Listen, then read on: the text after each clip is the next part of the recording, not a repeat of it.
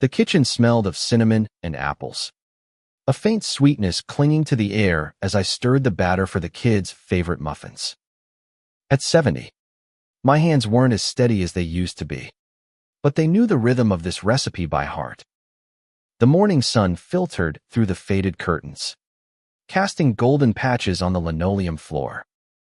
I could hear Lily and Max in the living room, their voices a soft hum of chatter and giggles over some cartoon. Those sounds were my anchor, my reason to keep going, even when my bones ached and my heart felt heavier than I could bear. 10 years ago, I never imagined I'd be raising my grandchildren alone.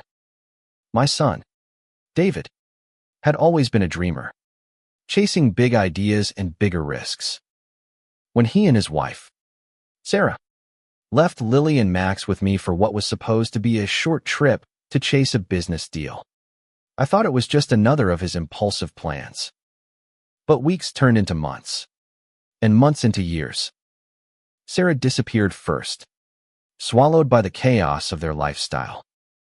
Then David stopped calling, his visits growing sporadic until they ceased altogether. By the time Lily was 3 and Max was 5, I was their world, and they were mine. I sold my little antique shop to cover the bills, dipping into my savings until there was nothing left but the house and my determination.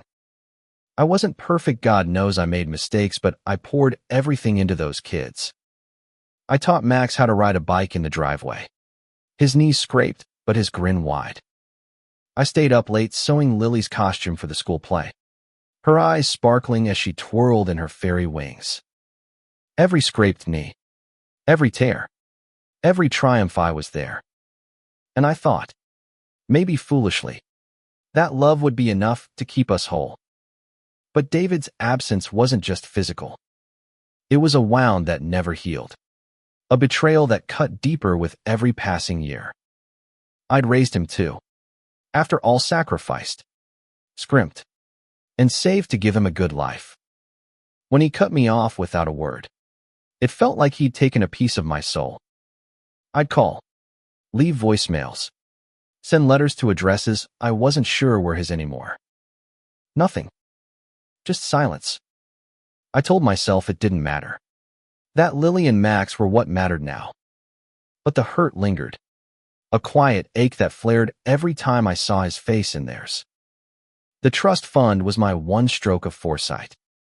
When my husband, Tom, passed away 15 years ago, he left a modest inheritance. I set it aside for the kids, locked away until they turned 18, to give them a chance at college, a start in life. David didn't know about either, so I thought. I never told him, not wanting to tempt the reckless streak I knew too well. It was for Lily and Max, my promise to them, my way of ensuring they'd have something even if I couldn't give them everything. That morning, as the muffins baked, the phone rang. I wiped my hands on my apron, expecting a telemarketer or maybe Mrs. Carter from down the street. Instead, a familiar voice crackled through the line, smooth and confident, like no time had passed. "Ma, it's David." My heart lurched. 10 years. And he called me Ma, like he'd never left. I gripped the counter, steadying myself. "David," I said, my voice tight. "Where are you?" "I'm back in town. I need to see you. It's about the kids." The kids. Not my kids. Not Lily and Max. Just the kids. Like they were strangers to him. I wanted to scream, to demand where he'd been, why he'd abandoned us. But I heard Lily laugh in the next room, and I swallowed the anger. "When?" I asked. "Today. I'll come by this afternoon." He hung up before I could say more. I stood there, the phone still in my hand, the smell of muffins suddenly cloying. David was coming back. After all this time, he was coming back. And I knew, with a certainty that settled like a stone in my gut, that he wasn't coming for me, or for Lily and Max. He was coming for something else. The afternoon sun was high when his car pulled into the driveway, a sleek, black thing that looked out of place against the peeling paint of my house. David stepped out, taller than I remembered. His hair streaked with gray, but his smile as charming as ever. He wore a suit, expensive but slightly wrinkled, like he'd slept in it. Lily and Max were at school. Thank God. I didn't want them to see this. Not yet. Ma, he said, stepping onto the porch, arms open like he expected a hug. I stayed rooted in the doorway, arms crossed. What do you want, David? His smile faltered, but only for a moment. Can't a son visit his mother? After 10 years. My voice was sharper than I meant, but I didn't care. You don't get to just show up. He sighed, running a hand through his hair. I know I messed up. I've been lost. But I'm here now. I want to make things right. I wanted to believe him. God help me. I did. But I'd known David too long. Seen too many of his promises crumble. Why now? I asked. What's changed? He hesitated. And that was when I saw a flicker in his eyes. The same look he'd had as a boy when he was hiding something. I heard about the trust fund, he said finally, his voice low. For Lily and Max. I need access to it. Ma. Just for a little while. I've got a deal in investment. It's a sure thing. I'll pay it back. I swear. The words hit like a slap. The trust fund. My kid's future. He'd known about it somehow. And now he was here. Not for them. Not for me. But for money. I stared at him. My son.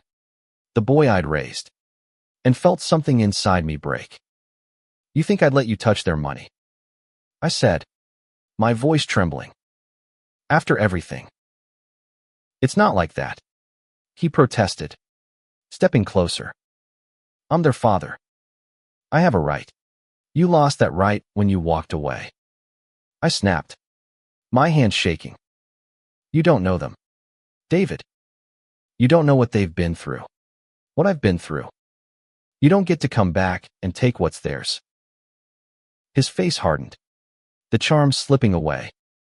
I'm not asking. Ma. I need this. You don't understand. No. You don't understand. I stepped forward, my voice low and fierce. You abandoned them. You abandoned me. And now you think you can waltz back in and take what I've fought to protect. Get out. He stared at me, stunned, like he hadn't expected resistance. For a moment, I thought he might argue, might try to charm his way through like always. But then he turned, got back in his car, and drove away. I watched the dust settle in his wake, my heart pounding, my eyes burning with unshed tears. When Lily and Max came home, they found me in the kitchen, the muffins cold on the counter. They didn't ask why I was quiet, just hugged me and asked for a story. I told them about a brave grandmother who fought dragons to protect her treasure.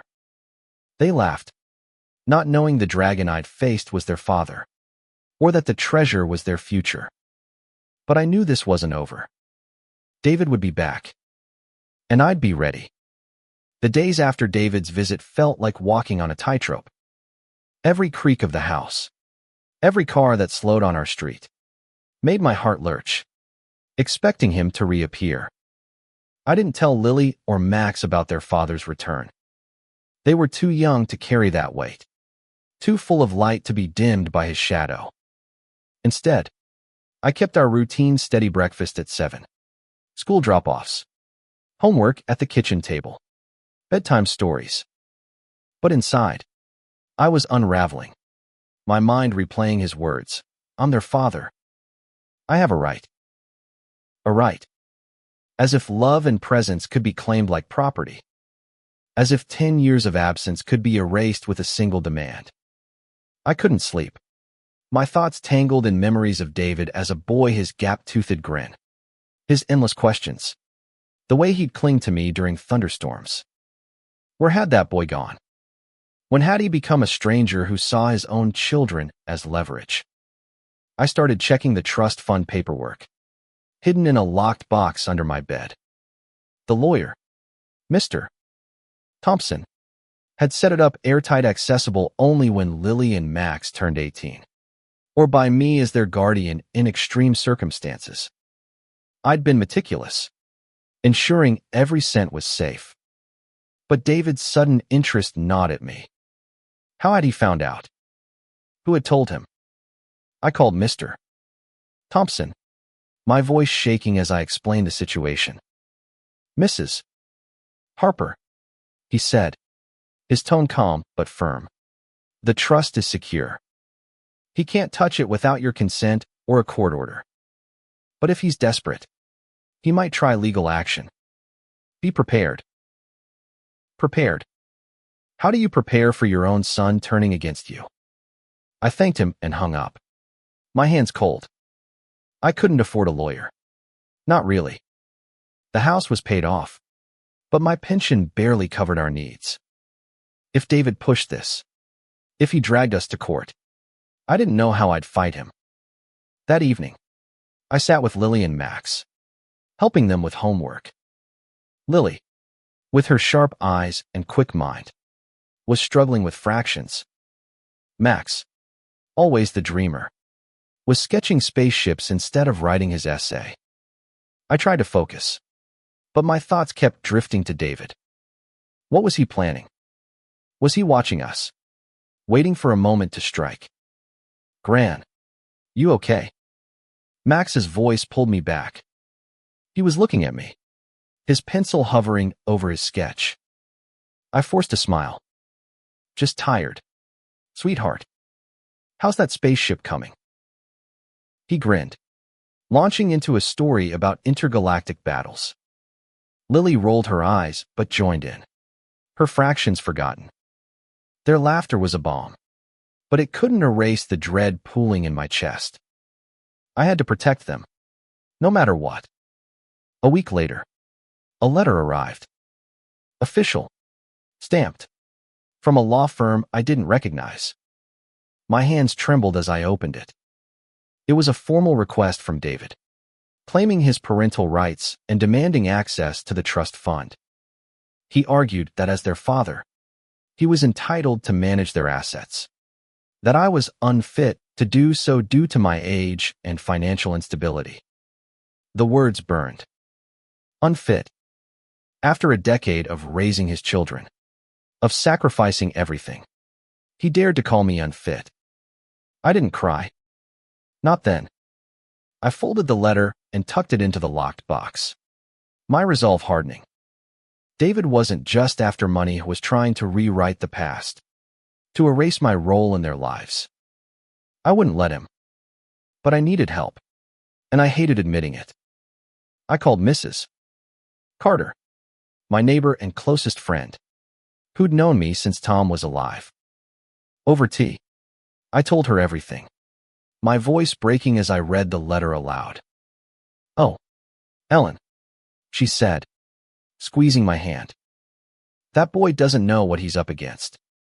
You're tougher than he'll ever be. She connected me with a lawyer, M.S. Rivera, who worked pro bono for families in need. M.S. Rivera was young, sharp, and fierce, with a fire in her eyes that made me believe we could win. She reviewed the letter and shook her head. He's got no case, she said. No court will give him access after abandoning them. But we need to be ready for a fight. He might try to manipulate the kids. The kids. My stomach twisted. Lily and Max didn't even know David was back. I'd shielded them from his absence, telling them gentle stories about their parents' adventures. But they were older now, asking questions I couldn't dodge forever. If David approached them, if he tried to charm them the way he'd always charmed everyone, would they see through him? Or would they crave the father they barely remembered? I started watching them closer, noting every change in their mood. Lily was quieter, sensing my tension. Max asked once if his dad ever called. His voice so small it broke my heart. I told him the truth. Softened, your dad's been away a long time. But I'm here, and I always will be. He nodded, but I saw the question linger in his eyes. One night, as I tucked them in, Lily grabbed my hand. Gran, are we okay? Like, really okay? I kissed her forehead, my throat tight. We're more than okay. Baby. We're a team. But as I turned off the light, I knew the team was about to be tested. David wasn't just a ghost from the paw that was a storm, and it was coming for us. I lay awake, planning, praying, and promising myself I'd fight with everything I had. For Lily. For Max. For the family we'd built from the ashes he'd left behind. The lawyer's office was a small, cluttered space downtown, with stacks of files and a coffee machine that hissed like it was on its last legs. Ms. Rivera sat across from me, her dark hair pulled back, her eyes scanning the documents I'd brought: birth certificates, custody papers, the trust fund agreement. I felt exposed, laying out my life for a stranger. But her steady presence calmed me. She jotted notes, her pen moving with purpose. Ellen, you've done everything right, she said, looking up. You've been their legal guardian since David and Sarah signed over custody. His claim is weak, but he's banking on emotional manipulation or catching you off guard. We need to build a case that shows your stability and his absence. Stability.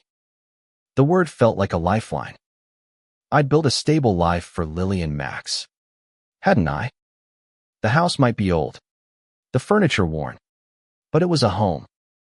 I'd never missed a school event, a doctor's appointment, or a chance to make them smile. Still, doubt crept in. What if the court saw my age, my stretched finances, and decided David deserved a chance? Ms. Rivera suggested gathering character references: neighbors, teachers, anyone who could vouch for me. I spent the next few days knocking on doors, feeling like a beggar but swallowing my pride. Mrs. Carter wrote a glowing letter, calling me the heart of our street. Lily's teacher praised her confidence, crediting my encouragement. Max's soccer coach called him a leader, saying I was at every game, cheering louder than anyone. Each word was a brick in the wall I was building to protect my kids. But David wasn't idle. A week later, I got a call from Lily's school. She'd been upset, the secretary said, after a man approached her at recess, claiming to be her father. My blood ran cold. I drove to the school, my hands shaking on the wheel. Lily was in the counselor's office, her face pale, her arms wrapped around herself. Gran, she whispered when she saw me, running into my arms. He said he's my dad. He said he wants to take us to live with him. I held her tight, my heart pounding. Did he say anything else? She nodded, her voice small. He said you're too old to take care of us, that he can give us a better life. I wanted to scream, to find David and shake him until he understood the damage he was doing. Instead, I stroked Lily's hair, murmuring, "You're safe with me, sweetheart. I promise." But inside, I was terrified. He was going after them, using their longing for a father to twist their hearts. I called Ms. Rivera, who filed for a restraining order, citing David's unauthorized contact. She also suggested I tell the kids the truth gently, but fully. They deserved to know who their father was, and why I was fighting so hard. That night, I sat them down at the kitchen table, my hands clasped to keep them steady. Lily, Max, I began, my voice soft. There's something we need to talk about. Your dad, he's back in town. Max's eyes widened. Is he coming to live with us? I took a deep breath. No, honey. He left a long time ago, when you were little. I've been taking care of you because he couldn't. Now he wants to be part of your lives again. But I need you to know something. I love you more than anything, and I'll always fight for you. But your dad, he's made some bad choices. He's asking for money that's meant for your future. Lily frowned, her sharp mind piecing it together. The trust fund. The one you told us about. I nodded, surprised she remembered. Yes. It's for you and Max. For college or whatever you dream of. I won't let anyone take that from you. Max looked confused, his voice small. Doesn't he love us? The question broke me. I reached for his hand. I think he does, in his way. But love isn't just words. It's showing up. Every day. And I've been here. Haven't I? They both nodded, and Lily leaned against me. We don't want to go with him, Gran. We want to stay with you. I hugged them both, tears stinging my eyes. But even as I held them, I knew David wouldn't stop. He'd always been stubborn, chasing what he wanted no matter the cost. The restraining order might slow him, but it wouldn't end this. The next day, I got a call from an unknown number. I almost ignored it, but something made me answer. It was Sarah, David's wife, her voice thin and tired. Ellen, I'm sorry, she said. I didn't know he was doing this. He found out about the trust fund from a mutual friend. He's in debt. Bad. He thinks the money will fix everything. I gripped the phone, anger and pity warring inside me. Why didn't you come back, Sarah? For them. She was quiet for a long time. I wasn't strong enough. But you are. Don't let him win. She hung up, and I sat there, stunned. Sarah's words were a spark, reigniting my resolve. David might be their father, but I was their rock. And I'd fight like hell to keep it that way. The weeks that followed were a blur of preparation and worry. Ms. Rivera worked tirelessly, building a case that felt like armor around Lily and Max. She interviewed neighbors, collected school records, and even tracked down old voicemails I'd saved from David's rare calls, each one vague and uncommitted. It shows abandonment, she said, her voice steady. The court will see he's been absent. But David was playing his own game. He didn't approach the kids again, not directly, but I heard whispers from Mrs. Carter that he'd been asking around town, painting himself as a reformed father desperate to reconnect. He'd even shown up at the local diner, charming the regulars with stories of his hard times and his longing to make things right. It was classic David, spinning a narrative to win sympathy. I knew better, but I worried others might not. At home, I tried to keep things normal. Lily threw herself into her schoolwork, her jaw set with a determination that reminded me of myself at her age. Max was quieter, his sketches darker, filled with jagged lines and shadowed figures. I didn't push him to talk, but I left my door open at night, knowing he'd come when he was ready. One evening, he slipped into my room, clutching a drawing of a knight fighting a dragon. Is this you, Gran? He asked, pointing to the knight. I smiled, my heart swelling. Maybe. But you and Lily are my armor. He hugged me, and for a moment, the world felt right. But the next morning, a process server knocked on my door, delivering a court summons. David was suing for custody and access to the trust fund, claiming I'd alienated him from his children. The words were a knife, twisting in my gut. Alienated. As if I'd been the one to walk away. Ms. Rivera was unfazed. This is a scare tactic, she said over coffee at her office. He's trying to wear you down. But we've got evidence years of it. You've been their parent in every way that matters. Still, the thought of facing David in court made my stomach churn. I imagined him standing there, all charm and promises, while I stood alone, my age and exhaustion on display. What if the judge believed him? What if they saw a father trying to reclaim his family, not a man chasing money? I started preparing Lily and Max, carefully, for what might come. I explained the court case in simple terms, emphasizing that it was about protecting their future. Lily listened intently, her questions sharp. Can he take us away? What if he wins? Max just held my hand, his silence louder than words. To distract them, I planned a weekend picnic at the park, just the three of us. We spread a blanket under an oak tree, the air crisp with autumn. Lily chased Max with a water gun, their laughter echoing. I watched them, my heart aching with love and fear.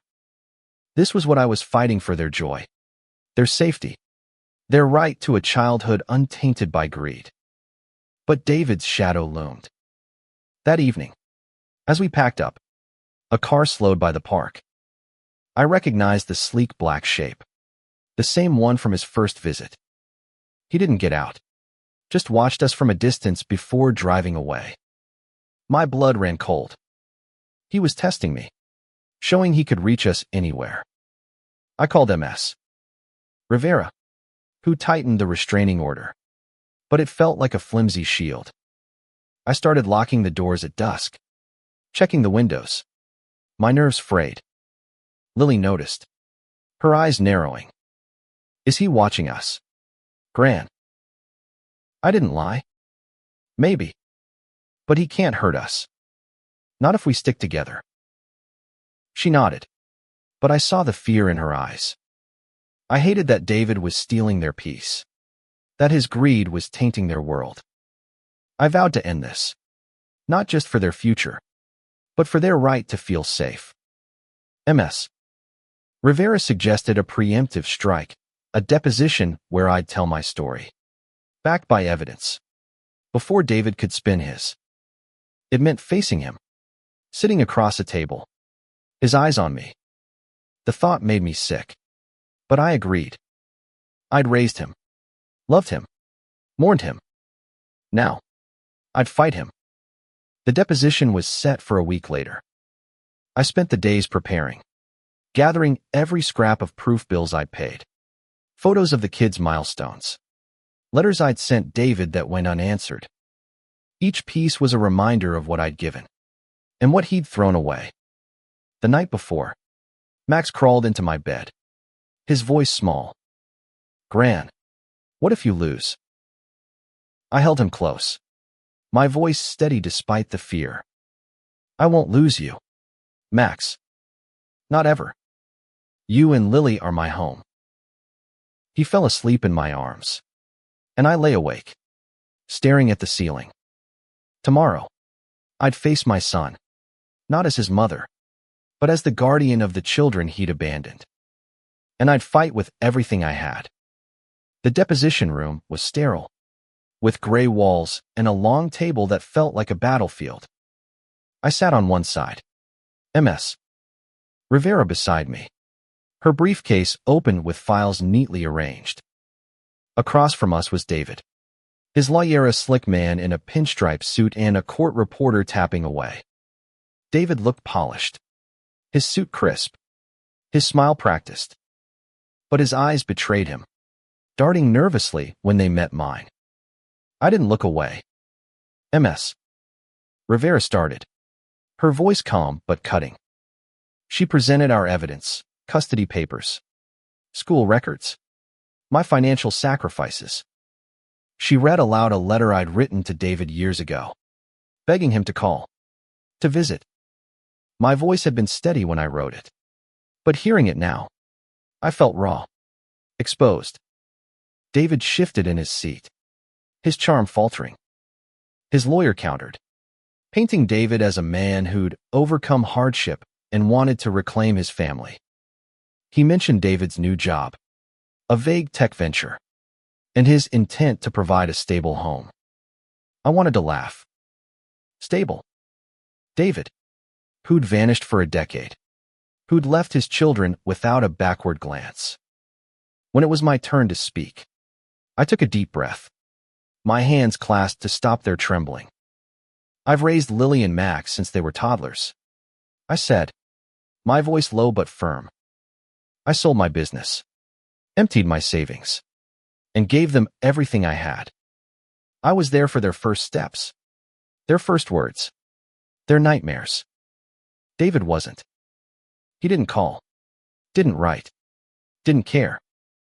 Now he's here, not for them, but for their money. I won't let him take their future. The room was silent. The court reporter's fingers paused. David's face reddened, but he didn't speak. His lawyer jumped in, accusing me of poisoning the kids against their father. Ms. Rivera shut him down, citing the restraining order and David's attempt to approach Lily at school. Afterward, Ms. Rivera squeezed my shoulder. You did well, Ellen.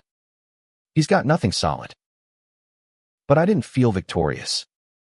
Seeing David, hearing his lawyer twist the truth, left me hollow. He was still my son, despite everything. Part of me wanted to reach out, to find the boy I'd loved. But that boy was gone, replaced by a man who saw his children as a means to an end. At home, I tried to keep things light. Lily and Max sensed my tension, though, and they hovered closer than usual.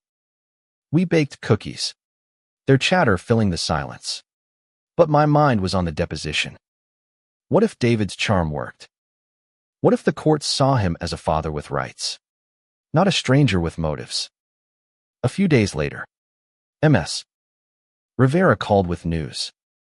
David's lawyer had requested a meeting, suggesting a settlement. He knows his case is weak, she said. He's offering to drop the custody claim if you give him partial access to the trust fund. I laughed, bitter. He thinks I'll trade their future for peace. Ms. Rivera's voice was steady. We can fight this, Ellen. But it'll be hard on the kids. You need to decide what you can live with. I hung up, my mind racing. A settlement might end this quickly, sparing Lily and Max a court battle.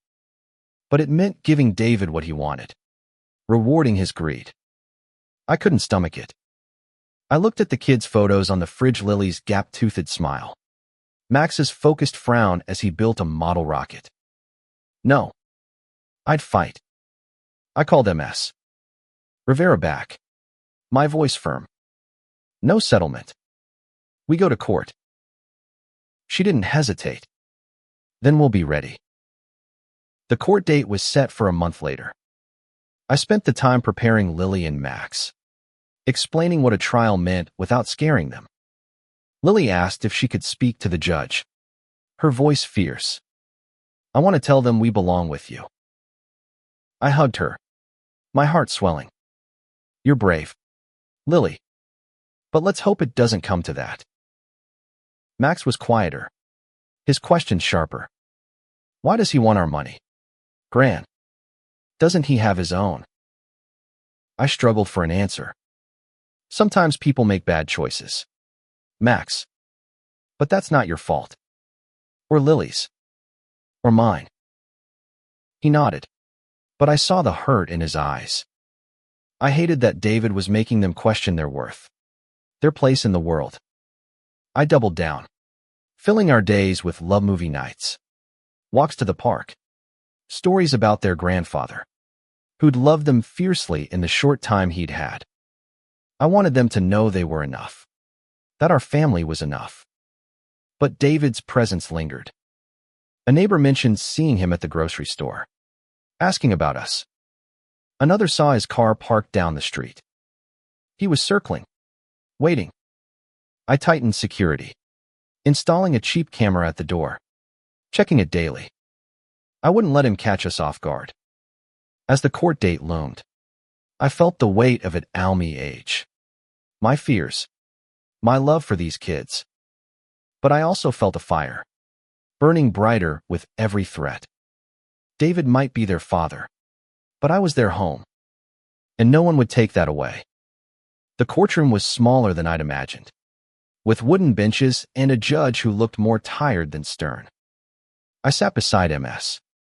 Rivera, my hands folded tightly in my lap, Lily and Max's faces in my mind like a shield. David was across the aisle, his suit impeccable, his expression a mix of confidence and feigned remorse. I didn't look at him. I couldn't. The judge, a woman with sharp eyes, called the case. Ms. Rivera presented our side first, her voice clear and commanding.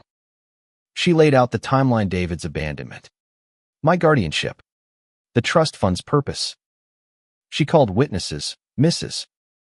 Carter, who spoke of my devotion, Lily's teacher, who praised my involvement, even the school counselor, who recounted Lily's distress after David's visit.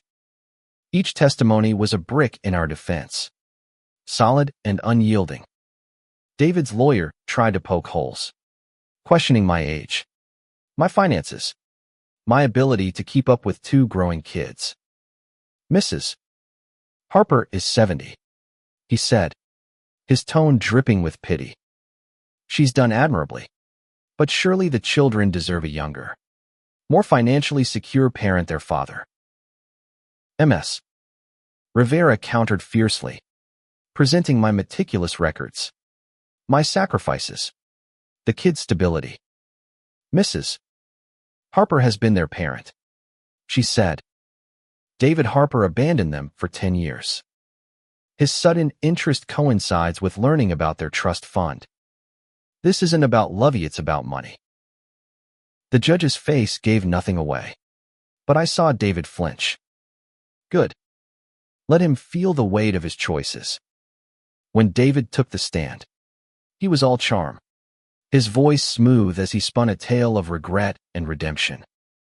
I made mistakes, he said, his eyes glistening. I was young, lost. But I'm here now, ready to be a father. I just want what's best for my kids. I wanted to scream. Best for them. He didn't know their favorite foods, their fears, their dreams.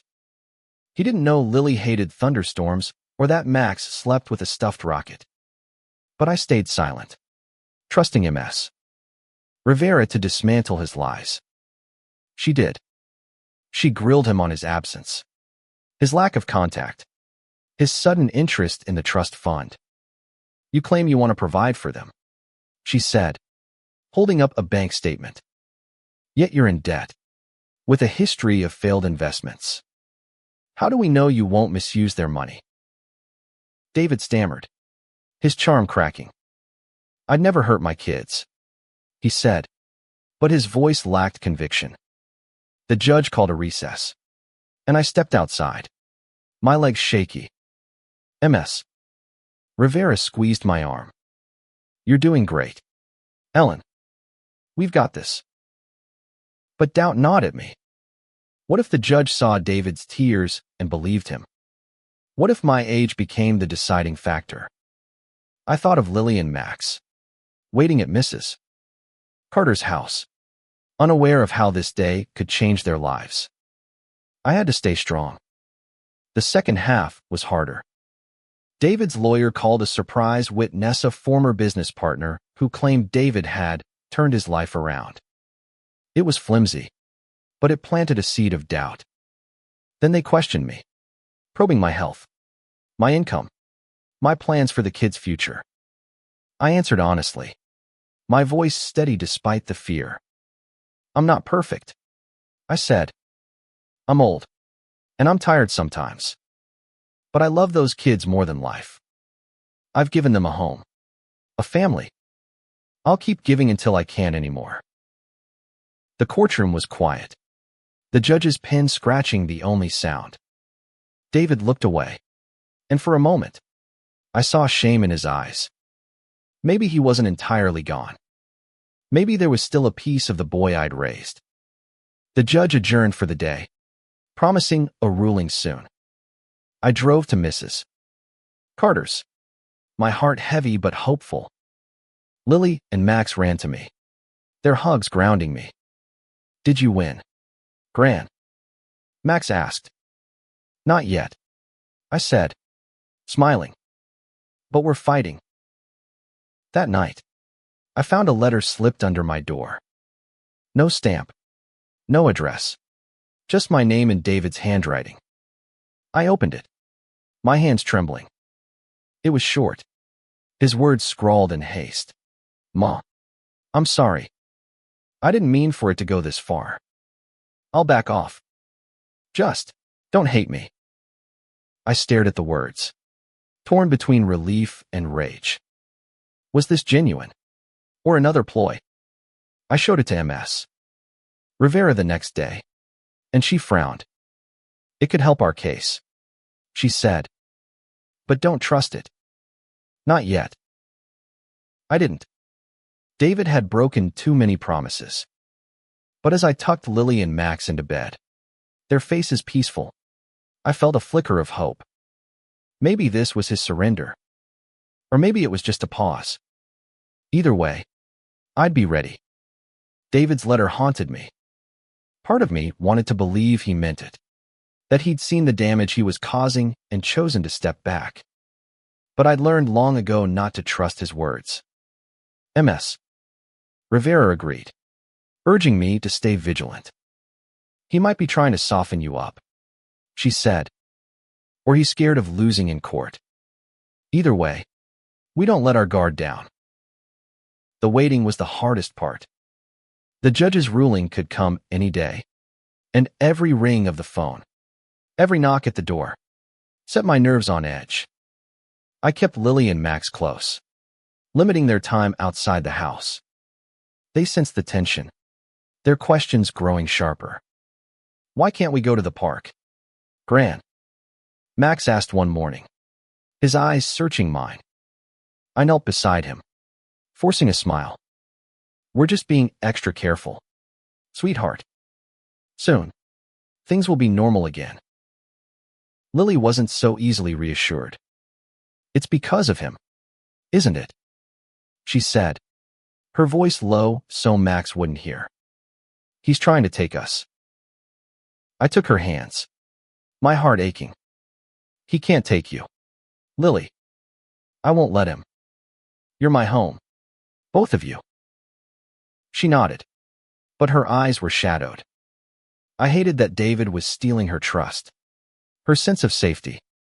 I doubled down on love, filling our days with small joys, baking pies, playing board games, reading their favorite books.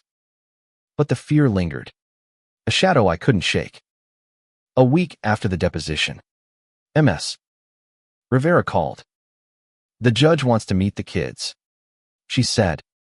"She wants to hear their perspective before ruling." My stomach dropped. I'd wanted to shield Lily and Max from the courtroom, from David's gaze. But Ms. Rivera was firm. "It's a good sign, Ellen. The judge is taking this seriously. She wants to know what they want." I prepared them carefully, explaining the judge would ask about their lives, their home, their feelings. "Just tell the truth," I said. "That's all you need to do." Lily nodded, her jaw set. Max clung to my hand, his voice small. "Will Dad be there?" I hesitated. "Maybe. But you don't have to talk to him. Just talk to the judge. Okay." The meeting was set for a small conference room, not the courtroom, to make the kids feel at ease. I drove them there, my heart pounding. Lily wore her favorite blue dress, her hair neatly braided. Max clutched a sketchbook, his fingers smudged with pencil. Ms. Rivera met us outside, her smile warm. "You've got this," she told them. Inside, the judge was kind, her voice soft as she asked Lily and Max about school, their friends, their life with me. Lily spoke first, her voice clear. Gran's always been there, she said. She helps with my homework. Cheers at my place. I don't want to live with anyone else. Max was quieter, his eyes on his sketchbook. Gran's my best friend, he said finally. She makes me feel safe. I fought tears, my chest tight. David was there, sitting silently in the corner. I didn't look at him, but I felt his presence, heavy and unwelcome. The judge thanked the kids, and Ms. Rivera led them out. I stayed, my hands trembling, as the judge turned to me. Mrs. Harper, she said, you've done an extraordinary job. I'll have my ruling soon. Outside, Lily and Max hugged me, their relief palpable. But David lingered by the door, his eyes on us. He didn't approach, just watched, his face unreadable. I ushered the kids to the car, my heart racing. Was he planning something? Or was he finally seeing what he'd lost? That night, I found Max drawing Agane Knight, a dragon, and two small figures beside the knight. That's us, he said, pointing to the figures. We're helping you fight. I hugged him, tears falling. You're my heroes, I whispered. The next day, Ms. Rivera called with news. David's lawyer had withdrawn the custody claim, citing personal reasons. The trust fund claim was still active, but it was a weaker case without custody. He's backing down, Ms. Rivera said. Your kids' words made a difference. Relief washed over me, but it was tinged with caution. David's letter. His withdrawal, it felt too easy. I kept the camera on. The doors locked. My senses sharp. He might have retreated, but I knew my son. He didn't give up when he wanted something. As I tucked Lily and Max into bed, I felt a fragile hope. We'd won a battle, but the war wasn't over. I kissed their foreheads, promising silently to keep fighting. For them. For us. The judge's ruling came on a quiet Tuesday, delivered in a plain envelope that felt heavier than it should. I sat at the kitchen table, Lily and Max at school, my hands trembling as I opened it. The words blurred at first, my eyes stinging. But then they came into focus. Custody remained with me, and David's claim to the trust fund was denied. The judge cited his abandonment, his lack of involvement, and the kids' clear preference to stay with me. The trust fund was safe, locked away for Lily and Max's future. I cried then, tears of relief and exhaustion. Ms. Rivera called to confirm, her voice warm. You did it, Ellen. You protected them. But victory felt bittersweet. David was still out there, still my son, still a wound that wouldn't heal. I wanted to hate him, but I couldn't, not fully. He was the boy I'd raised, the man who'd broken my heart. I folded the ruling and tucked it into the locked box, a reminder of what we'd overcome. I didn't tell Lily and Max right away. I wanted one more day of normalcy, of their laughter untainted by the shadow of their father. We made dinner together, their chatter filling the house. Lily talked about a science project. Max showed me a new sketch, a rocket soaring through stars. I soaked it in, their joy my anchor. That evening, I sat them down, my voice steady. The court decided. I said, you're staying with me. The trust fund is safe. We won. Lily hugged me, her arms tight. I knew you'd do it. Gran. Max grinned, his eyes bright. No more dragons. I laughed, ruffling his hair. No more dragons. But I wasn't naive. David's silence felt temporary. A retreat, not a surrender. I kept the camera on. The doors locked. My instincts sharp. I'd won this round. But I knew my son. Greed didn't vanish overnight. A month later, a package arrived, no return address. Just a small box with my name. Inside was a photo of David, Lily, and Max, taken years ago when they were babies. He was smiling, his arms around them, his eyes full of a love I hadn't seen in years. A note was tucked inside, his handwriting shaky. "Ma, I'm leaving town. I know I've hurt you. Hurt them. I don't know how to fix it. Keep them safe. I'm sorry." I stared at the photo, my heart twisting. Was this real? Or another manipulation? I didn't know. I tucked the photo away, not ready to show the kids. They deserved to remember their father as a possibility, not a promise he couldn't keep. Life settled. Slowly. Lily threw herself into school, her confidence growing. Max's sketches brightened, filled with light and hope. I found a rhythm again, my days anchored by their routines. But I carried the weight of David's absence, his choices, the love I couldn't let go. One evening, as we sat on the porch, the stars bright above us, Lily took my hand. "Gran, are you happy?" I looked at her, then at Max, their faces glowing in the dusk. "I'm happy," I said, and I meant it. "You too are my everything." They smiled, and we sat there, the night wrapping around us like a promise. David might come back one day, with new schemes or regrets. But I'd be ready. I'd raised these kids alone, fought for them, loved them with every piece of me. And no one, not my son, not the courts, not the world, could take that away. We were a family, forged in sacrifice and love. And that was enough.